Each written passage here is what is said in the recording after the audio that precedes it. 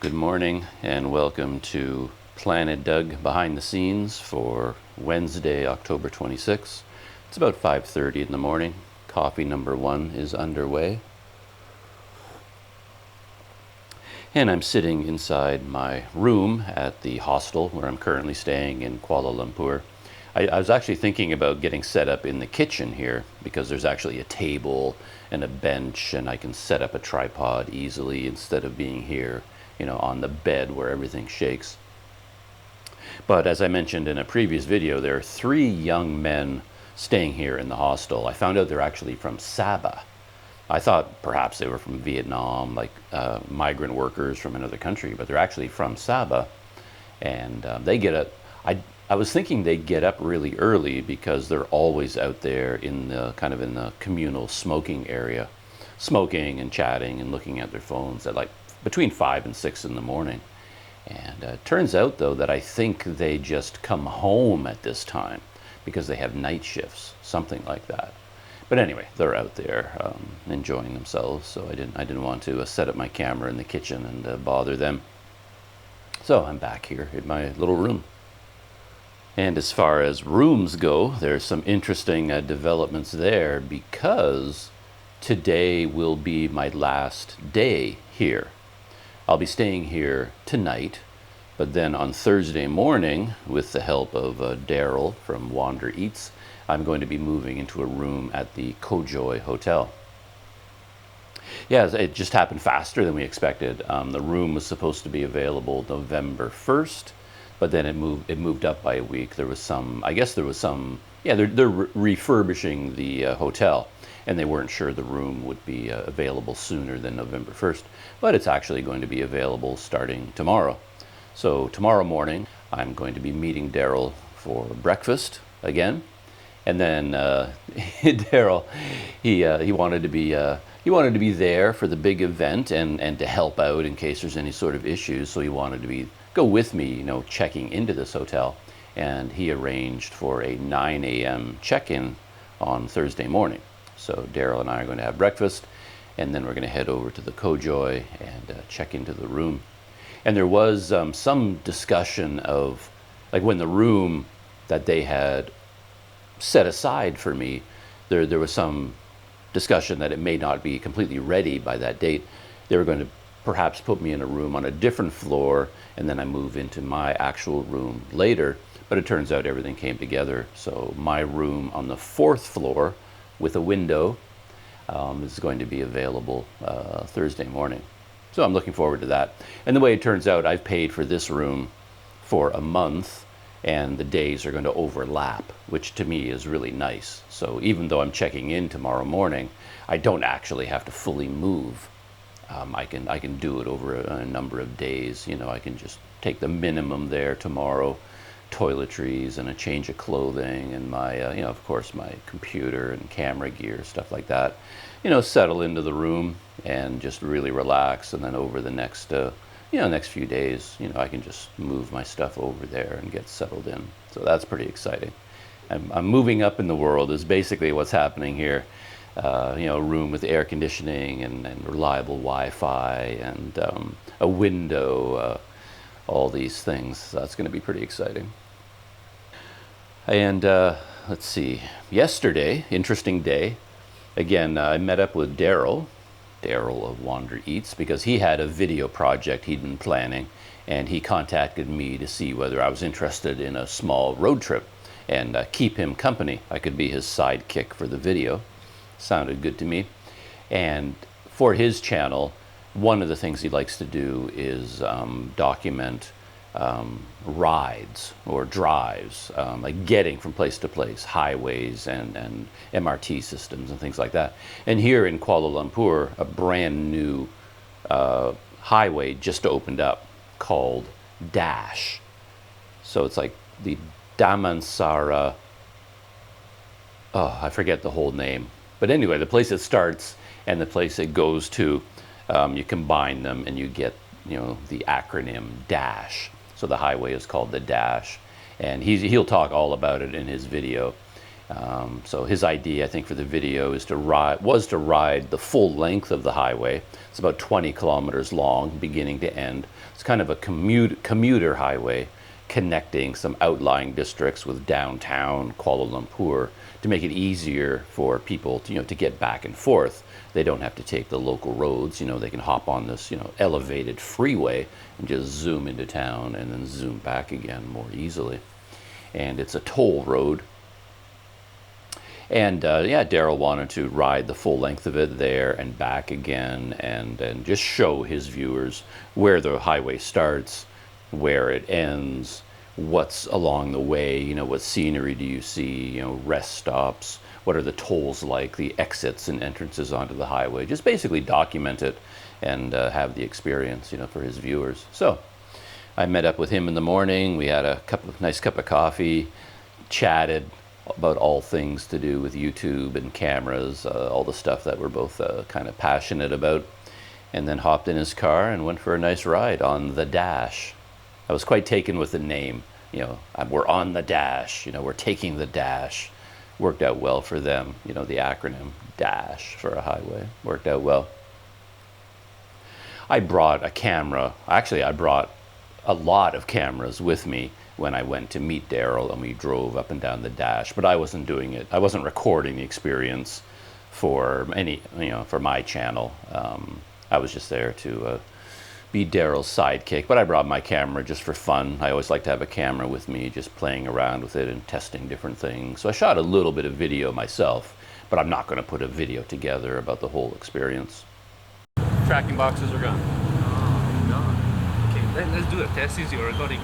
Since you're closer, right? So does it capture my... I don't know. I can't tell. That's the problem, right? It's like Olympus. Yeah. Why can't I still have my both boxes, But I think in ZV-1, when you're recording, you can see the tracking on you, right? Yeah, I think so, all the time. All the time. Yeah. That's why I want to go to these board meetings and slap them. It's like, because now I don't know whether it's tracking me or not. I assume it is, but I don't know. Above 5.4 feet, I'm not able to pass through. Yeah, 5.4 meters. Meters, sorry. Yeah. And I guess, I think this would be more for noise barriers because they're right beside all these apartment buildings. Because you get a roar from these highways. It's amazing how loud they can be. Yeah. I think that's what it's for. And the height is just the height they chose for. They have to pick a height, whatever's reasonable for the trucks. It's a beautiful day. Well, it's beautiful. Patches. Yeah, but look up there. You got like major dark thunderclouds too. Yeah. So. I'm glad to be inside a car. I wouldn't want to be on a scooter with those clouds overhead. So as you can see here, the signage, it goes all the way to Puncak Alam, Shah Alam. Okay. One interesting thing I'm curious about is, since it's toll-free, so how are they handling the terminals, right? The toll stations, right? Just wide open. Perhaps, yeah. But then people might just blast through at high speed and there could be an accident. So maybe you still have to slow down, Correct. Wait for the gate to open, but they don't charge you. Yeah, I think that should be the one. Yeah, So I never thought of that. We are coming up to the first toll, 500 meters. But why would you have to do it? Isn't it supposed to be free? Yeah, exactly. So, yeah. But they just won't charge you. I hope so. We'll find out shortly. Yeah, it's 0. Oh, so, okay. And my smart tag is running out of battery. Pretty windy though. I mean, this is a lot of curving for a highway to do. I guess it just because it's going through an established urban area. Yes, it is. I'm surprised. I thought it would be more direct. This is a lot of tight curves. And here is the exit to Kuasa Damansara, Sungai Buloh. And you can go to the Subang airport from here. But actually, if you go straight, I think there's another exit to the Subang airport. Oh, I love this arch. Wow, that's nice. Yeah, that's interesting. Feels like it's the beginning. That should be at the very beginning of the highway. Yeah, it feels like. Wow, it's gorgeous, this view. Wonder if that's a live video feed of the highway itself. But it was interesting for me to be with someone shooting their video because I can sort of feel their pain. You know, when it comes to the basics, Daryl was doing something he'd never done before, taking a camera, the DJI Action 2, and mounting it inside his car, you know, on a suction cup on the windshield, aiming it out the window with a certain cage that he has, and then a new microphone system that he bought, you know, plugging in the microphone and getting all that worked out. So it was, and it wasn't easy. I mean, it never is. When you do something like that for the first time, a new microphone, a new mounting system, a new this, new that, you know, there are wrinkles, there are things to figure out. So it was fun for me to sit back and let Daryl, you know, deal with the technology, and I could just sit in the passenger chair and just relax and enjoy the ride. That was a lot of fun. And after the ride, you know, we came all the way back into town, and then we went to a special restaurant called the Artisan's Playground. Boy, I'm happy I remembered that, because I didn't even know I was going to be talking about it till just now. It's kind of a miracle I remember the name. I think it's called the Artisan's Playground. Very special place. I ordered a burger, amazing, a Wagyu burger. Is that how you pronounce it? Wagyu or Wagyu? Really, really good. I mean, it was like this tall, French fries, cold Coke, you know, over ice. It was like the classic package. So delicious. And this was another QR code menu system kind of place. And it was even more than that. You order from an online menu by scanning the QR code, which I now love, and I'm the master of doing that. But then the food is brought to your table by robots, which was very cool. Like they're kind of cute robots. They've decked them out as, you know, as cute as possible. They have a little cat face on them with almost like a little girl's voice or a cartoon voice coming to your table and greeting you. And, oh, your food is here. And so yeah, you order your food, and then this white tower, a robot, just comes rolling along on wheels and comes right up to your table. And then I guess when the restaurant is busy, it has many different trays, and then your tray is lit up with a blue light to tell you which food is yours, and you take the food or drinks, whatever it is, from that tray, you know, with the blue light, and put it on your table. And then the little robot chirps at you and tells you to enjoy your meal and rolls off to the next table. You know, that was kind of cool. I don't think I'd ever eaten at a restaurant with a robot before, you know, robot service. So that was a new experience.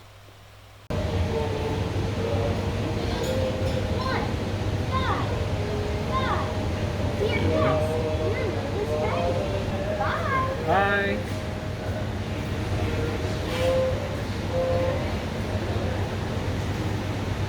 This guy is interesting because he can avoid obstacles.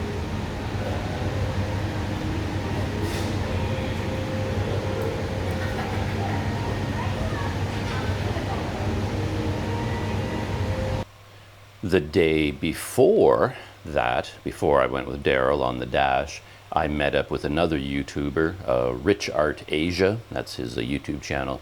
He's a technology YouTuber, knows a lot about cameras, drones, technology of all kinds, and he's been helping me sort out my camera situation. As I've explained before, I have a number of camera lenses I used to use for photography, and I bought a camera for shooting video that isn't really working out for me. So I've got some things I want to get rid of in exchange for other things, and try and get a better set of camera gear, you know, for the way I like to shoot video. And Richard has been helping me with that. And on that particular day, he took me to meet someone, a private seller, like not to a camera store, but it was a local man, a Malaysian man, who was selling an ultra wide angle lens for the Micro Four Thirds system, you know, for Olympus and Panasonic. It's a lens I was interested in checking out. I used to own this lens. It's the 9 to 18 millimeter Olympus, and 9 millimeters in Micro Four Thirds terms is like ultra wide. It's like a very, very wide lens, and I like that because if you're walking around holding a camera, I like to have a wide field of view like the GoPro provides. But we met this guy at a San Francisco coffee, by the way. That was my first time at a San Francisco coffee. Pretty pleased. Good coffee, hot latte, and they served it in a big white ceramic mug. So if you dine in at the San Francisco coffee, you drink in with your coffee, they give you an actual coffee mug, which is nice. It's a nice change. I've been enjoying Starbucks, but there, of course, you always get, the paper cup. And having an actual mug was kind of a nice change. So anyway, we met the guy there.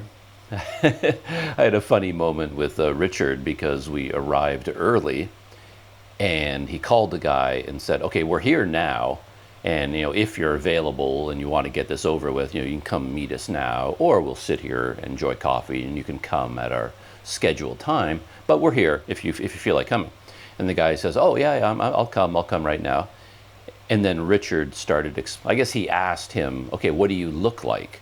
How can I find you at this coffee shop? So Richard started saying, well, this is what I look like, and I'm wearing a blue shirt, and I have white letters down one side. He's describing himself what to look for, how to find him. And I was kind of laughing about that. And after he hung up the phone, I suggested that, well, perhaps, I would have been a better way to find us, right? It's like there's a lot of guys there in blue shirts, right? And it's like there's only one person there with a 6-foot-tall foreigner in a bright orange shirt, So he could have said, yeah, I'm the guy. I'm the guy sitting, with this foreigner in a bright orange shirt, and I think that would have been the easier way to pick us out of a crowd, right? I thought that was kind of funny. I was telling Daryl this story, and I made the analogy with somebody who's like riding an elephant to the market, and he's trying to tell a friend, how he can recognize, or a stranger, how he can recognize him and find him. He says, okay, I'll be wearing a white shirt with a blue hat. But what he should have said was, yeah, look for the guy on the elephant.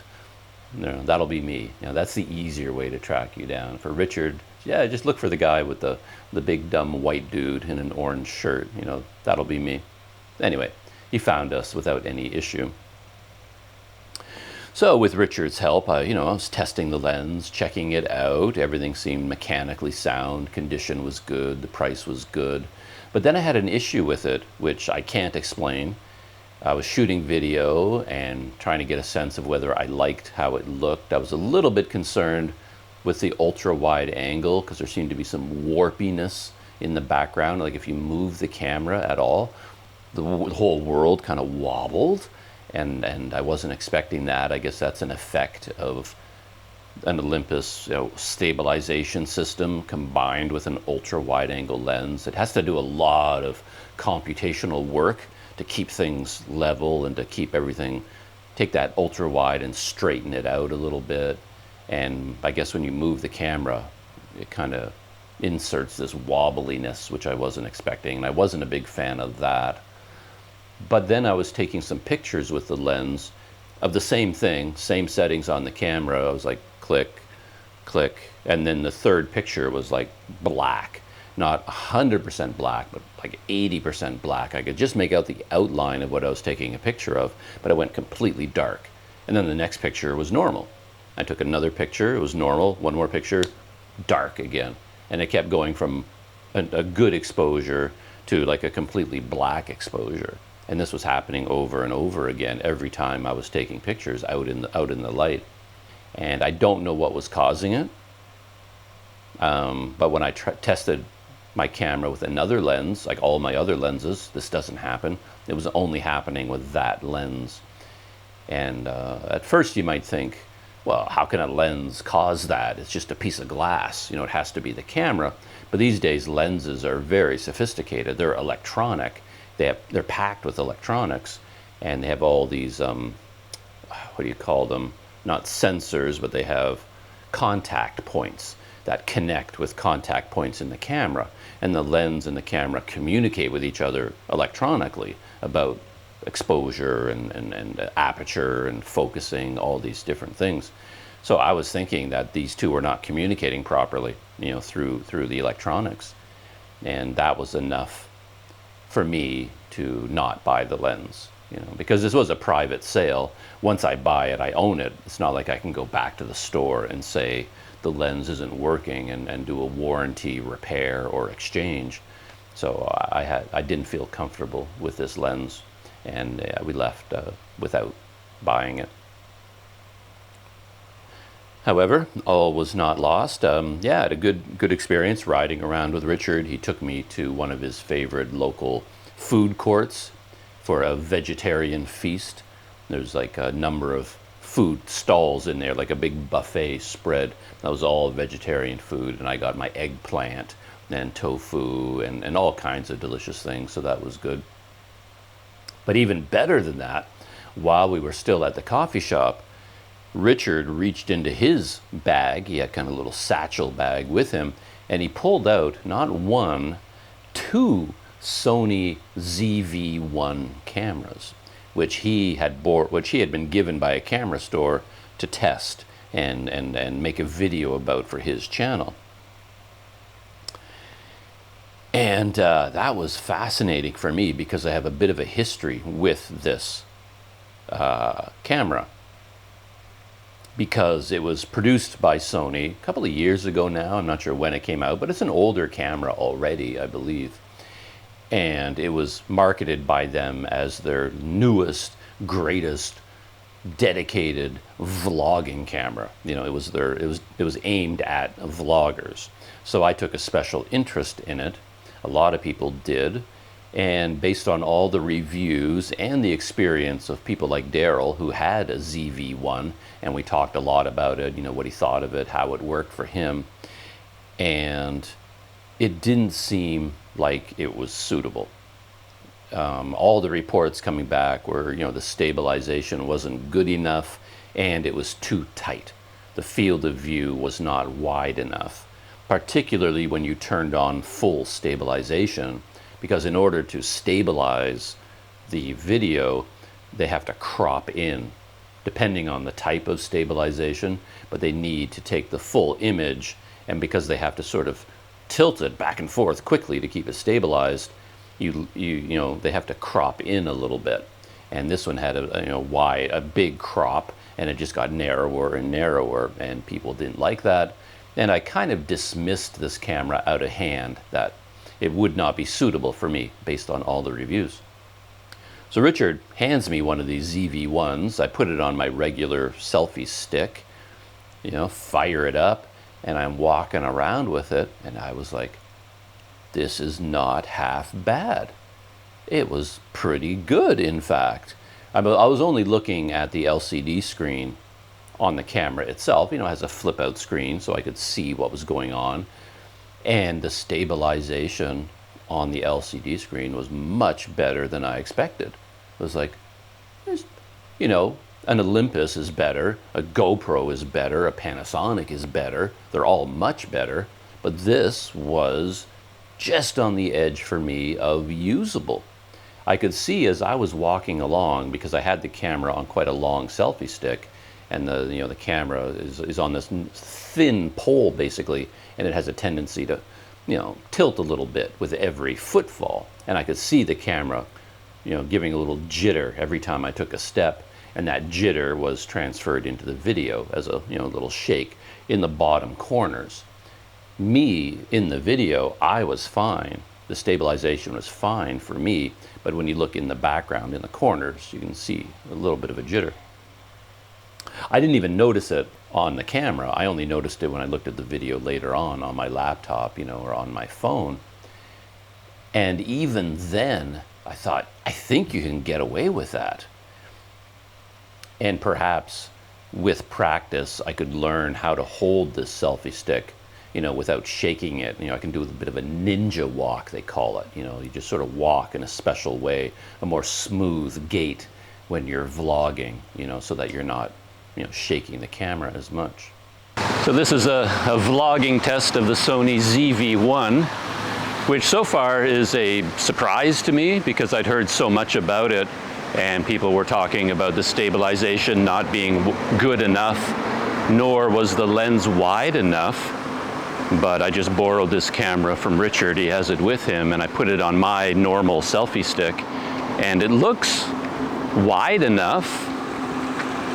My earlier test, it looked wider than this. I wonder if the setting changed somehow.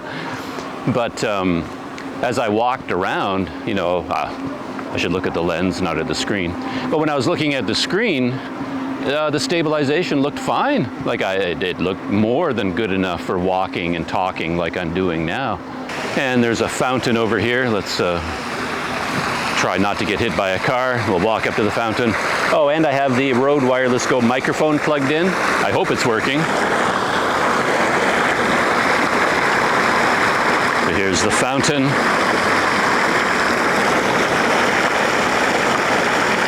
So there's the power zoom. I'm zooming in. Very, very slow.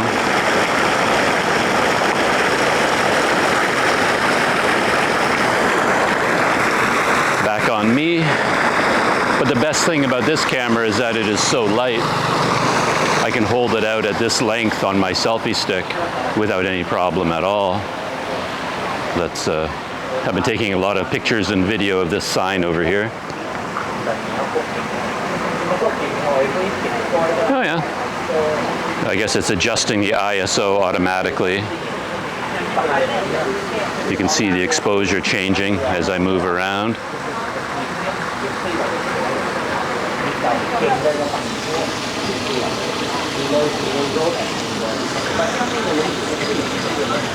Back and to me, and in a normal day I'd go from like here, I got a lot of light behind me, you know, the camera would have to adjust for that, and if I turn around this way, then has to adjust for that kind of exposure, and then now I'm going inside, like completely in the shade. So there's my coffee table behind me. Oh, hello. I'm swinging it around, almost hitting people in the head. And I would do things like point my camera at a sign, read from the sign. Oh, that exposure changed nicely. It's a gradual exposure change, but it does hit nicely. That looks great. Back on me. And then in a normal day, I would probably sit down at my table again, keep talking into the camera. I'd want to show my cup of coffee. That looks great. There's my camera kit. My companion for the day. And there's the outside world. I'm making him into a Sony man. He is. I'm not sure why I was resisting this for so long. I blame it on Daryl. I'm blaming it on Daryl. This is a nice little, I mean, I was complaining about no tally light, but there is one. Yes. But out in the bright light, I couldn't tell it was on. Here in the dark, I can see it. Okay, sorry, Sony. I was insulting Sony, saying vlogging camera doesn't even have a tally light. There's a record on the screen and a red light. Right. Tally light. But I can't see the screen. Yeah. Normally, I don't even use the screen. I just. The red light is on. Yeah. But out there, I couldn't see it. And so looking at myself here. No, I don't mind that at all. I'm still being run over by cars. And right now I don't have the LCD screen flipped out, so I can't see what's on the screen. You know, this is what I would normally do, and then I just have the lens pointed directly at me, and if it's wide enough to keep me in the middle of the frame on this little selfie stick, this is fine. So now we're getting into some shade. The light is going away. How does that look? Yeah, that exposure looks nice to me. There's the coffee shop. Back on me. Let's get some detail on one of these bikes. Go down on the rear derailleur. Need some oil. And back on me again.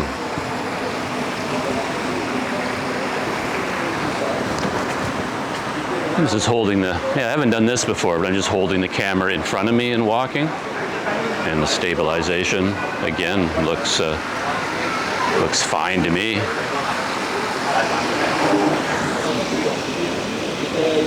Yeah, beautiful.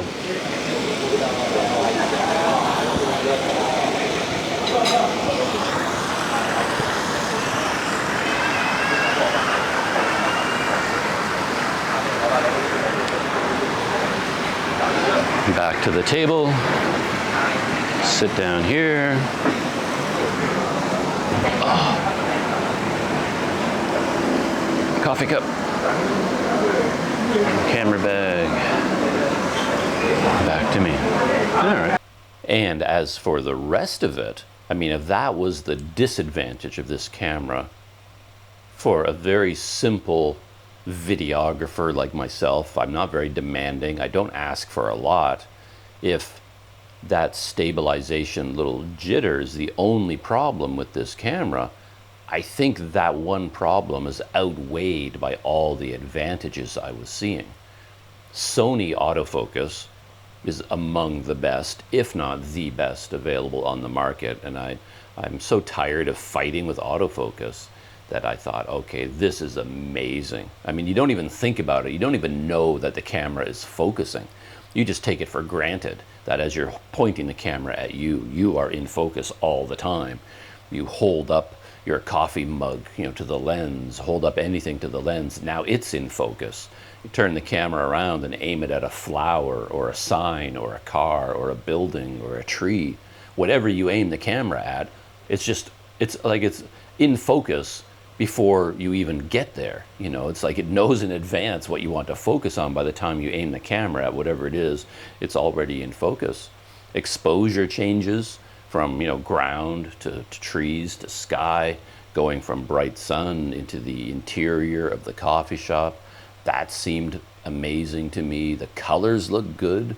I've heard people, like camera conspiracies, he really doesn't like Sony colors. But looks amazing to me. It looked the same as any other camera. Looked better to me than like an Olympus and a GoPro and a smartphone. They tend to produce a little bit of a digital look to the video. It has that digital quality, a very sharp digital look. And the Sony and Panasonic, for example, they produce a more cinematic image, I think. Anyway, what I was seeing on the screen and what I've seen later, to me, it looked great. So, yeah, anyway, that was really interesting for me. It was like, man, I don't know what everyone was complaining about. This is a nice package. It could be better. I could take the next half hour, just off the top of my head, and talk about problems I could see with that camera. But the basic unit was there with the key fact, I haven't even mentioned this yet, the key fact, the biggest advantage is that how light it is. It's a small, light, 1-inch sensor with good autofocus, half decent stabilization, flip out screen, and a microphone input, 3.5 millimeter jack to plug it in. I mean, there's complaints the battery life isn't long enough, so you're always changing the battery.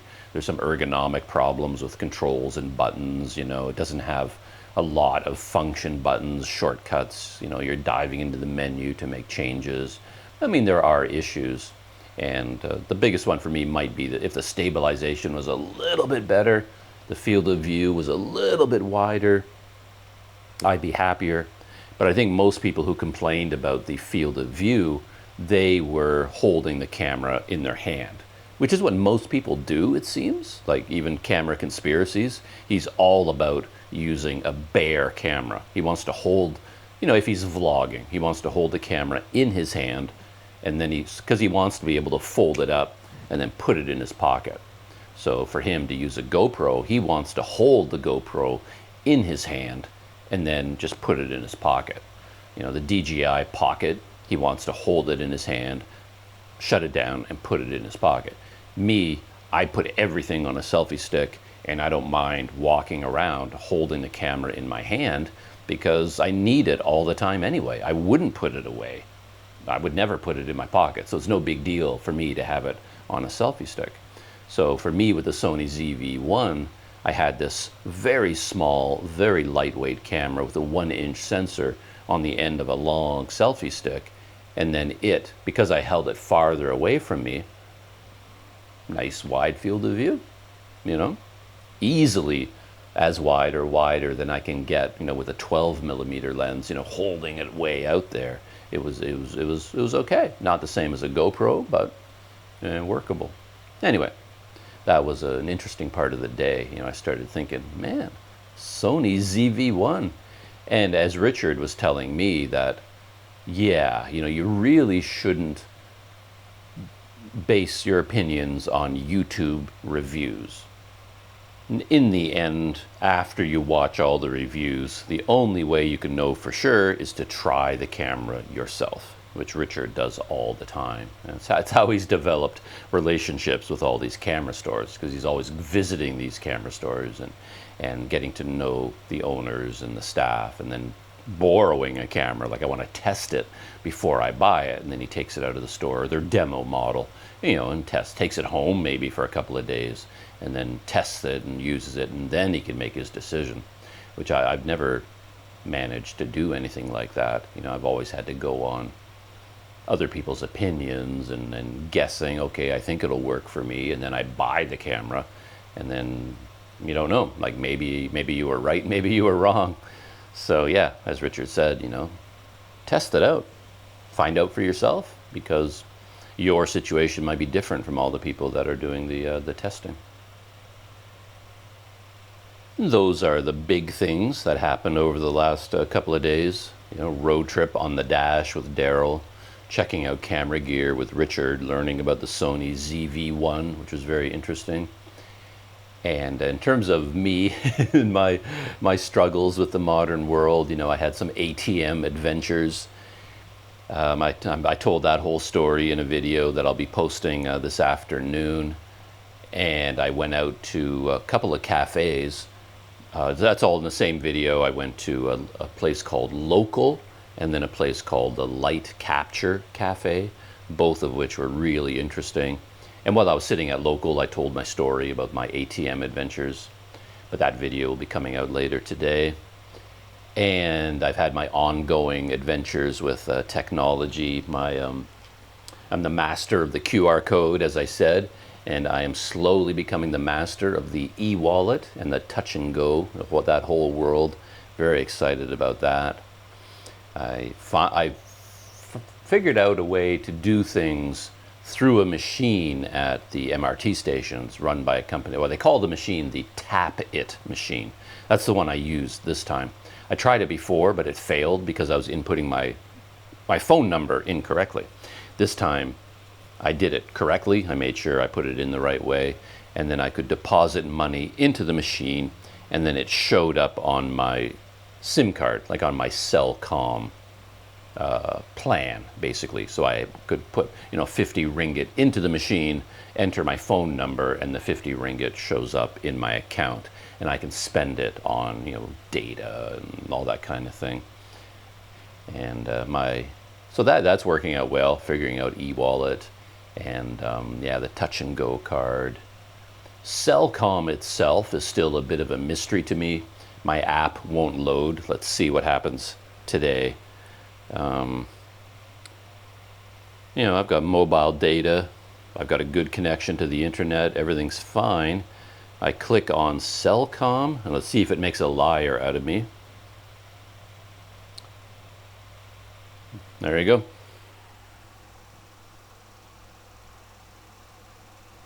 Oh.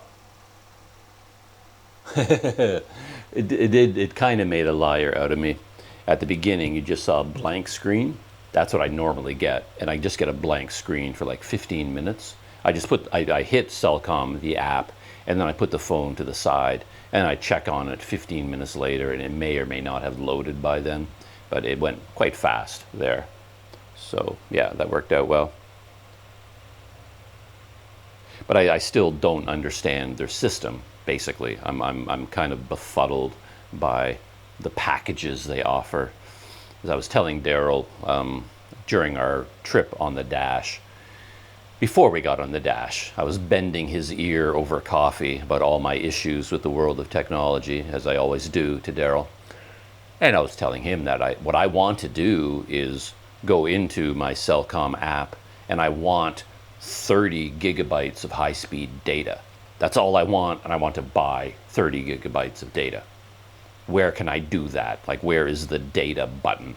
But they don't do it that way. You have to buy a plan, a plan that auto-renews, so that if you want X number of gigabytes of data, you have to find a plan that gives you that amount of, for a certain number of days, and then you have to subscribe to that plan, which then automatically auto-renews at the end of the month or at the end of the 5-day period, you know, whatever it is. And it just gets weird because they're putting things together for you, and you can do this mix and match thing where you design your own plan. But as I said, I don't want a plan. I just want to buy data. And again, they have this funny thing where you can buy the data, but if you want to connect another phone to your SIM, like this is the only phone I have that has a SIM card that has mobile data. This one doesn't. So if I want to do something on this phone, I have to connect it to mobile hotspot on this phone to connect to the internet. But it turns out that's separate from data. So if I buy 20 gigabytes of high-speed data and I want to access it through other devices or through my laptop, I have to buy 20 gigabytes of hotspot to go along with the data. You need both of them. So how do you do that? I'm looking everywhere for, like, how do I just buy 20 gigabytes of hotspot? Yeah, you can't. I mean, like, again, there's no menu where you can say, okay, give me 20 gigabytes of data, 20 gigabytes of hotspot. I'm done. And then I'll use it till it runs out. I'm going to use it up in a day anyway, or 2 days. So it doesn't need to last for 30 days or even 5 days, you know. Just give me the data and I'll use it up in a couple of days, and then I'll buy more data. That's all I want to do, you know, a very simple procedure. But yeah, it just doesn't work that way. So I find that a little bit, maybe they all work that way. Digi and Maxis Hotlink, maybe it's all the same now, but I do wish it was a bit simpler to work with. And finally, as a kind of behind-the-scenes look at the world of Planet Doug on YouTube, I'm still busy working on videos that I shot in Penang. And I guess I did what I often do. I can't help it. When I was in Penang, I shot video every day. So like every day to me was a video experience. So I went to the famous temple, Kek Lok Si. I shot a video that day. You know, the next day I went to Francis Light's tomb at the Protestant cemetery. That was a video. The next day I went to Beach Street and did a whole video about Beach Street. That was a video. And when you're shooting the video, this all seems very normal and natural. You know, you wake up in the morning, you're going to go to the Chow Rasta market. You shoot a video at the Chow Rasta market doing a 5-snack challenge. The next day you do something else. You know, but if you're there for 3 weeks and you shoot a video every day, you're looking at 21 videos, about 21 individual experiences. And that all seems very normal at the time until, you know, you slam into the wall of, okay, you're trying to edit all those videos. Yeah, that is not so easy. So that experience is receding into history. And I'm working as hard and as fast as I can, and I don't seem to be making much progress in terms of editing and posting those videos. So I was hoping to just sort of bang, bang, bang, bang, bang, you know, work through those videos and then catch up with real time again. But it's going to take a while, partially because I shot nearly all of them, or the bulk of them, with a 360 camera, which involves reframing all the video first before you can even start editing it. and that is a major time commitment. It's I thought it was manageable, but for a lot of video it really isn't. It's a lot of work. It takes a lot of time. It's a lot of fun. I really enjoy it, but it's a time commitment. So yeah, it's hard to keep up with that. So yeah, that's just what's going on there. You know, by the time the Penang videos appear, it might be a little bit confusing to people out there, you know, that are following whatever I'm doing on Planet Doug, because it's like I'm in Kuala Lumpur, I'm doing this, I'm doing that, and yet suddenly this video from Penang appears, you know, peppered in amongst the Kuala Lumpur videos. It'll be like, huh? What, he went back to Penang? No, I did not go back to Penang, but I'm working on those videos, and I'll be posting videos, you know, from here in real time, and then peppering in, you know, the Penang videos whenever they're done. So that's what's happening there. And that's it, I think, for now. I'm gonna set this journal aside and get started with my day. In fact, working on a video from Penang, the Kek Lok Si video. This is the one I'm working on right now, and that will be the next Penang video that appears soon, I hope. So I hope you're out there having a good day wherever you are, and I'll see you in the next video.